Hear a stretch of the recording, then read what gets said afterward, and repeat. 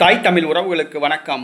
திமுக மீண்டும் ஆட்சிக்கு வந்தால் தமிழ்நாடு முன்னாள் முதலமைச்சருக்கு சபாநாயகர் பதவி என்ற தலைப்பில் இந்த காணொலியை காண்கிறோம். 2026 தமிழக சட்டசபை தேர்தல் தென் மாவட்டத்தில் முக்குளத்தூர் வாக்குகளை முழுவதுமாக கைப்பற்ற திமுக துடிக்கிறது. இந்த சூழ்நிலையில் டிடிவி தினகரன் அதிமுக பாஜக பக்கம் சென்று விட்டார். சசிகலா விஜய் பக்கம் சென்றுள்ளதாக கூறப்படுகிறது. எஞ்சி இருக்கிற ஓபிஎஸ்ஐ தன் பக்கம் இழுக்க மு.க. ஸ்டாலின் முயற்சி எடுத்து வருகிறார். இன்று காலை ஓபிஎஸ் திமுகவில் இணைய உள்ளதாக கூறப்படுகிறது.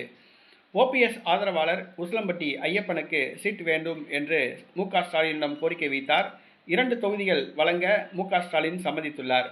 ஓபிஎஸ் தன்னுடைய அமைப்பை திமுகவில் இணைக்கிறார்.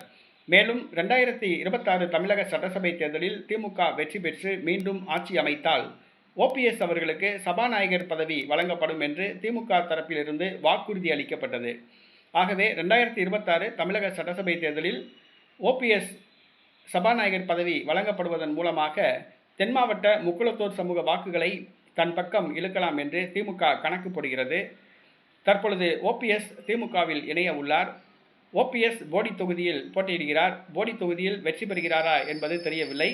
திமுக மீண்டும் ஆட்சி அமைத்தால் சொன்னபடி ஓபிஎஸ்க்கு சபாநாயகர் பதவி வழங்கப்படுமா என்பதும் தெரியவில்லை.